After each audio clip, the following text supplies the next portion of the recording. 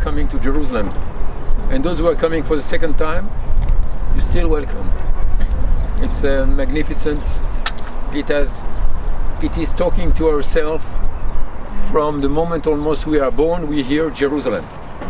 There's no other city in the world where people know the city without having never been there. It's, if you are at least from the monotheistic religion, you have heard of Jerusalem before you knew the name of the city you are living. And then you are here, so people say, pinch yourself, we are in Jerusalem. And especially close to the old city, the old part of Jerusalem, of course, what jumps to your eye is magnificent golden dome there. It's called the Dome of the Rock, and it's Muslim. It was built in the end of the 7th century, beginning of the 8th century. We're talking of 692. That's the date. It was built originally a small church, a small mosque, made of wood, called the Mosque of Omar, and then later the Umayyads from Damascus built a big church, a big mosque. I say church, I keep saying church because actually most of archaeologists believe that Arabs were just at the beginning of the civilization. They used Byzantine architects, and architects built a martyrium, an octagonal. Remember the churches built by the Byzantine? Some are basilica shaped and some are octagonal. That's a typical construction, octagonal. The other one is more basilica, Al-Aqsa. So we have two mosques, Al-Aqsa and the Dome of the Rock. What rock are we talking about? The Rock of Israel? No. That's usually the term Rock of Israel is for God. Sur Israel. But what rock? What rock? It's called the Dome of the Rock. The Muslims call it Kubet al-Sakhra, the Dome of the Rock. Where Abram almost sacrificed Isaac and what was Ishmael. it today? We were talking about it. What was it? Threshing floor. Threshing floor. So we are talking of Mount Moriah. Mount Moriah. You are looking at it. And Mount Moriah is not visible. You can guess it. You can see the hill. See there? You see the terrain goes up to there. And then it's flat on top. That's not original. That's King Herod.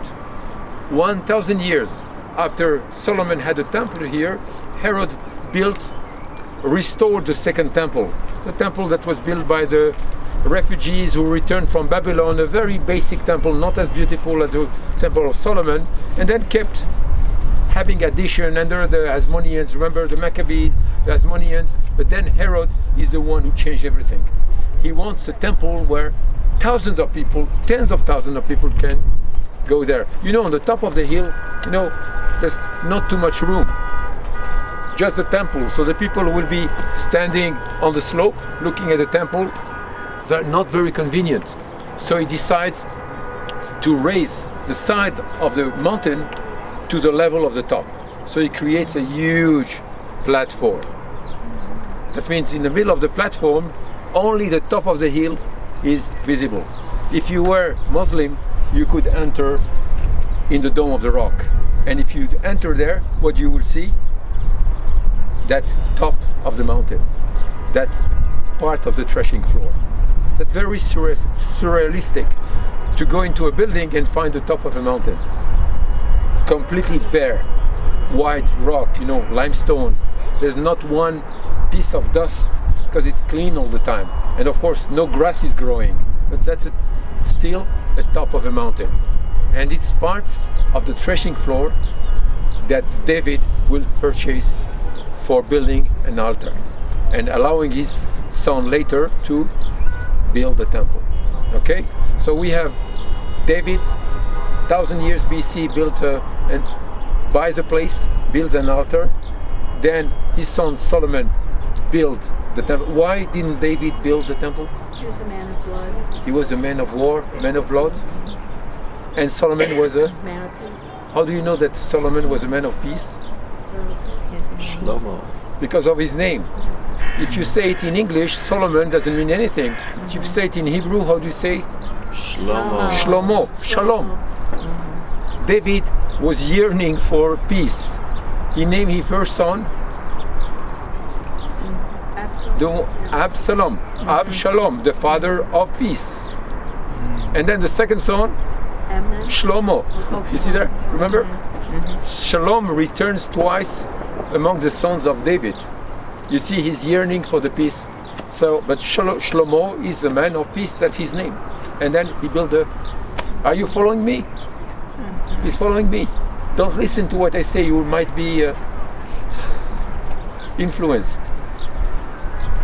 So, understand now why his name Shlomo, because he's a man of peace. Shlomo. So, and then we have the Babylonians destroying the temple in the 6th century BC. Then the Jews who return after 50 years more or less and rebuild the temple. That's the Persian period. Then the Greek arrive, the Jews rebel. Remember all that? I'm making it very short so you understand the story of the place. The Roman arrive and they placed Herod as a king, and Herod enhances the second temple. Herod doesn't build a third temple. He takes the second temple, make it beautiful. And the building of the platform is one major thing. Now, as you see the platform, that means that you have to raise the ground to fill with tons and tons and tons of rubble. And all this rubble is heavy, it's pushing on the walls. So you have to make very strong walls. When we'll be in the tunnel that follows the western wall, a stone that was found there, one of the many stones of the foundation of the platform, weighs 560 tons. One stone. That's amazing. That's huge. And again, we owe that to Herod. Again, we don't like Herod, but we cannot take that from him. When we say Herod, we are saying over the top in his buildings. So that huge rectangular platform is still there. The Romans destroyed the temple in 70. Remember that? 78. In 70. So basically 100 years after it was built by Herod, the Romans destroyed it. So it lasted only 100 years. Temple is destroyed. They tried to destroy the platform. They could not. They destroyed the most they could, but the platform is still standing. And then it lays in ruin for a long time. Short time when the Romans built a temple to Jupiter there. And then when the Roman became Christian, the temple of Jupiter was torn down and the rest became a mound of ruins. Nobody paid more attention to Temple Mount. Why that? There was a new holy place in Jerusalem and it was called the Church of the Resurrection, Anastasis, built by Constantine and his mother, Queen Helen, Saint Helen. Where is the Church of the Resurrection? You can see it from here. It's still standing. Look to the Dome of the Rock. To the left you see a double dome, grey, with a strong light there. Can you see that there? It's called today the Church of the Holy Sepulchre.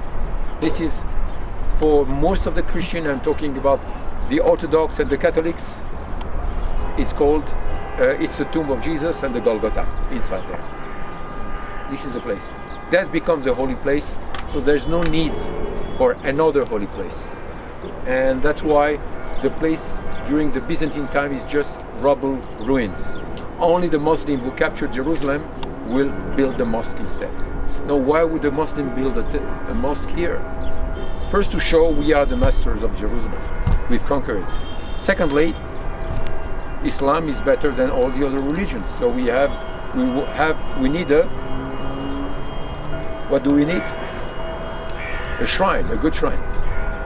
So the shrine is built here, and the pretext is, of course, Abraham, since Abraham is the one who sanctified the place, or God sanctified for Abraham the place of the binding of Isaac. People say the sacrifice, but actually there was no sacrifice. In Hebrew we say Akedat Yitzchak, the binding. Isaac was bound, but not sacrificed.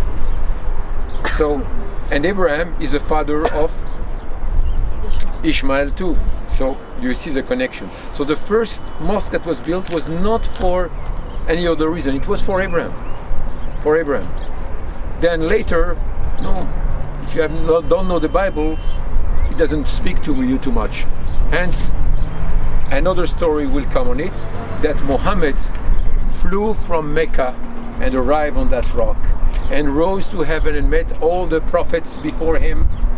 And at the seventh sky, he met Gabriel, angel Gabriel, who told him the message from Allah that that his followers should pray 5 times a day.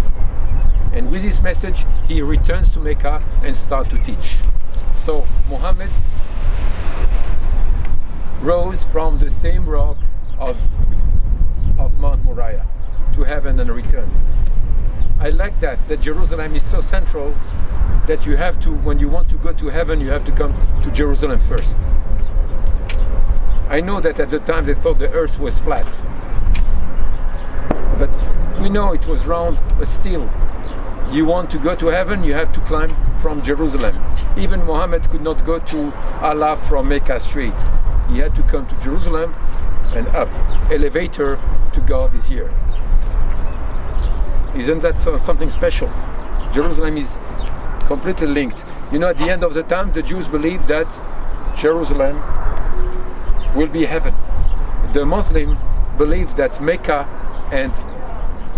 and Jerusalem will merge into one. And for the Christian, the new Jerusalem would come down. You see how Jerusalem is so central that wherever you are, your fate and even after the life will be in Jerusalem. For the Jews, since Jerusalem will be the heavenly place, the resurrection, the Jews will walk from everywhere they are into Jerusalem. But how do they know the road? You know, if you go to sleep, that means you die. And you wake up in 10,000 years, how do you know how to go to Jerusalem? You don't know. So we bury our dead feet toward Jerusalem. So there's nobody, you don't have to ask. As you stand up, you start walking, you are in the direction of Jerusalem. That's why the tombs are all facing. Okay, you will tell me, but in Jerusalem, they face the temple. Out of Jerusalem, they face Jerusalem. Out of Israel is toward Israel. So all Jews are buried that way. Do you know the only exception? Baruch. You know the only exception? The Jews from New York. They have their feet facing LaGuardia Airport. They can arrive here quicker. Remember, that's old tradition. There were no planes at that time. But you see there. So that's the tradition. And what we are looking at is the Jewish cemetery. The closer to the temple, the more valuable it is for a Jew. Jews have been sending their bodies to be buried here, to be closer. Why risk the long road and so on from far away? Of course, those who could afford. Some came to Jerusalem to die in it, in order to be buried in Jerusalem and to be closer to the time when the Messiah will come. There will be the resurrection of the righteous, and of course the temple will be rebuilt. So since there's a mosque, you will tell me, so the Jews don't care? They care very much of the place. The fact that there's a mosque doesn't make the place less holy for the Jews. They just get the closer they can to pray there. And what is the closer place to the Holy of Holies? To that place? What is it? The Western Wall. Western Wall in itself is not holy. It's just the closest to the Holy of Holies. Okay? So that's a general base.